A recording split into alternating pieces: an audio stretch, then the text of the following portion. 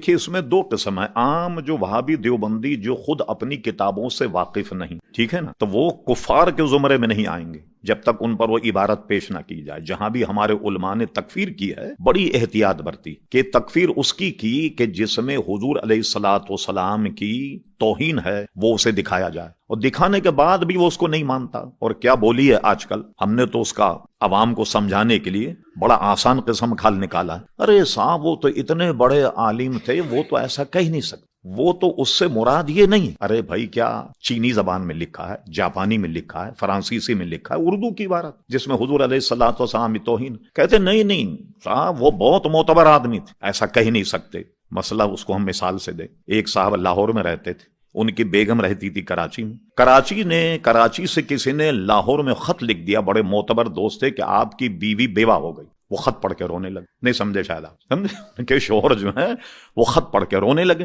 انہوں نے کہا پاگل ہو گئے، تم زندہ ہو تو بیوی کیسے بیوہ ہو گئی؟ کہنے لگے یار بات تو تم ٹھیک کہتے ہو، مگر جس نے خط لکھا نا وہ بڑا معتبر آدمی، وہ جھوٹ نہیں بول سکتا. یہ کیس ہے ان کا، سمجھ گئے آپ کہ صاحب صریحاً عبارت آپ دکھائیے کفریہ. کہتے ہیں کہ صاحب نہیں وہ تو بہت معتبر آدمی، بڑے آدمی، تو ایسا تو لکھ ہی نہیں سکتے. اور یہ طبقہ یہ ہے کہ خالی درود و سلام میں الجھا ہوا ہے، تو اس کی تکفیر ہم نہیں کرتے. تکفیر کب کرتے ہیں کہ باضابطہ ان کی عبارتوں دکھائی جائے، یہ ہے آپ کے مولوی عالم نے یہ لکھا ہے یا نہیں؟ کہیں گے جی ہاں یہ ہے. اب دکھانے کے بعد وہ اس میں تردد کرے اور کفر ہو صریحاً حضور علیہ السلام کی توہین، ایسا آدمی دائرہ اسلام سے خارج ہے. لیکن اب یہ درمیانی مسئلہ ہے، گلابی وہابی ہے یا گلابی دیوبندی ہے، اس کو عقیدے کا اس کا پتہ نہیں، مگر میلاد کی اس کی وغیرہ مخالفت تو کرتا ہے نا.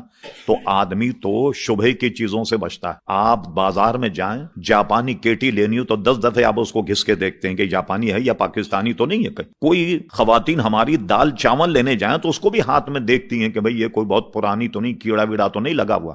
ہم دنیا بھر کی کھانے پینے کی چیزوں میں تحقیق کرتے ہیں کہ اصلی ہے یا نقلی ہے، تو مذہب کے معاملے میں ایک دوسرے پر کیسے اعتماد کر لیں، ٹھیک ہے نا. لیکن اس میں اتنا تو کہا جائے گا کبھی بچنا ضروری ہے ان کے پیچھے. اور جو ایسے لوگ جو نماز پڑھائیں تو کچھ تو ان میں دینداری ہے نا، جو نماز پڑھاتے ہیں. ہمارے نزدیک ممکن نہیں کہ اپنے لوگوں کی کتابوں سے وہ واقف نہیں، اور جو انہوں نے کتابیں لکھی بہت غیر محتاط گفتگو کی. یہی نہیں کہ حضور علیہ الصلوۃ والسلام کی توہین کا ہی مسئلہ، بلکہ اور بھی جو ان کے مسائل ہیں بے انتہا انہوں نے اس میں زیادتی سے کام لیا. مثال کے طور پر اشرف علی تھانوی صاحب کی بہشتی زیور اتنی مشہور ہے ہمارے یہاں کہ ہمارے سنی بھی شادی میں اپنی بیٹی کو دینے لگ گئے بہشتی زیور. یہاں تک کہ جہیز کا بہشتی زیور الگ چھپتا، ذرا خوب مرقع اور مسجع، نہایت خوبصورت اچھے کاغذ وغیرہ. تو اہل سنت نے اپنا سنی بہشتی زیور نکال لیا کہ بجائے وہ دینے کر کے یہ دو. اب اس میں آپ اگر پڑھیں تو اشرف علی تھانوی صاحب نے شرک کا باب باندھا. ٹھیک، اس کے نیچے جتنی بھی چیزیں وہ سب شرک ہیں.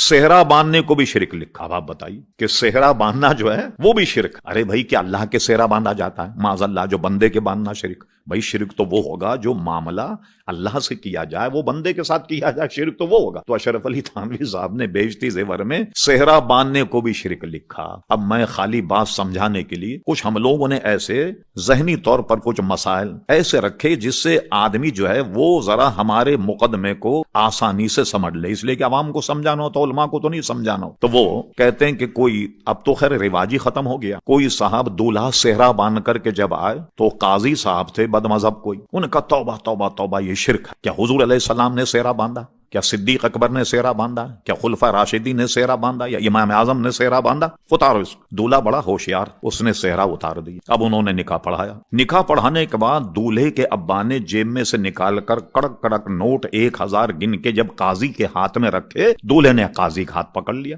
کہنے لے قاضی صاحب کیا حضور نے نکاح پڑھوائی لی تھی؟ کیا حضور نے 1000 روپے نکاح پڑھوائی لی؟ ابو بکر صدیق نے لی، فاروق اعظم نے لی، امام اعظم نے لی، کس نے لی نکاح پڑھوائی جو آپ پیسے لے رہے ہیں؟ ارے کہنے لے دولہے میاں یہ تو خوشی کا سودا ہوتا ہے، یہ تو خوشی میں آپ کے ابا نے دے دیا. تو نے کہا اچھا یہ جو ہم نے صحرا باندھا اپنے ابا کے 40ویں کا باندھا ہے، یہ کیا غم کا اور تعزیت کا صحرا باندھا؟ تو جب خوشی میں بھائی یہ جائز ہے نظر آنا تو صحرا باندھنا بھی خوشی میں جائز، سمجھے؟ تو اشرف علی تھانوی صاحب نے صحرا باندھنے کو شرک میں شمار کیا. یعنی کیا مطلب ہوا شرک کا؟ کہ کوئی اگر صحرا باندھ لے وہ گیا اسلام سے. اللہ اکبر! اس طریقے سے مسلمانوں کو نکالو تو کئی مسلمان بنیں گے بھائی. تو فقہی مسائل میں بھی انہوں نے بے انتہا. اب جیسے آپ کو تعجب ہوگا، میلاد النبی کی چیز کھانا حرام، شرک ہے. नाजायज फतावा रशीदिया उठा करके देख। और उन्हीं मुफ्ती से किसी ने पूछा होली और दिवाली की जलेबियां और नुक्ती खाना कैसा, कहने वो जायज। ये कैसा हसद है, ये कैसा बुग़्ज़ है कि हुजूर के मीलाद की शीरनी तो नाजायज है और दिवाली और जनाब हिंदुओं के जो वो होते हैं दिवाली और दशहरा वगैरह, उसकी नुक्ती और उसकी बूंदी खाना जो है वो जायज। अब हम अंदाजा लगाइए कि कहां जा रहे हैं ये लोग, किस तरफ जा रहे हैं। इसलिए हम बार बार मना करते हैं कि भाई अपने आप को इन लोगों से बचाइए।